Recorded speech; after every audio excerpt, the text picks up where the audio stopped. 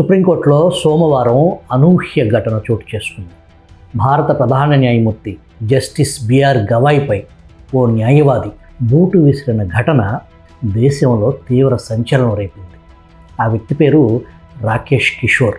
ఇతని మానసిక స్థితి తెలుసుకోవాలంటే అతను నివాసం ఉండే అపార్ట్మెంట్ వాసులను అతను అనునిత్యం ఏ విధంగా క్షోభ పెడుతున్నాడో తెలుసుకోవాలి.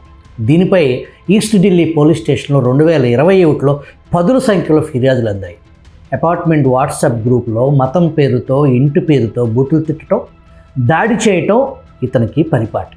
అటువంటి నీచమైన మానసిక జబ్బు పడ్డ వ్యక్తిని కీర్తిస్తూ జర్నలిజం ముసుగులో అర్నబ్ గోస్వామి లాంటి అతివాది సుప్రీం ప్రధాన న్యాయమూర్తిని క్షమాపణ చెప్పాలని డిమాండ్ చేయటం వెనుక ఎంత బలమైన శక్తి అండదండలు ఉన్నాయో అర్థం చేసుకోవచ్చు. ఏ న్యాయ వ్యవస్థ మీద అర్నబ్ దాడి చేస్తున్నాడో అదే న్యాయస్థానం ఇతగాడిని జైలు పాలు కాకుండా కాపాడింది అనే విచక్షణ మరచి బరి తెగించాడు. బూటు మానసిక రోగి దళితుడు కాదు. ఇతను టీవీ ఇంటర్వ్యూలో తక్కువ కులాలకు మేలు కోసం హిందూ మతం మేము 1000 సంవత్సరాల పాటు బానిసలుగా పనిచేసాం, అలాంటిది మమ్మల్ని ప్రశ్నిస్తే ఎవరు ఇంట్లో ఊరికే కూర్చోం, దేనికైనా తెగిస్తామని బెదిరించాడు.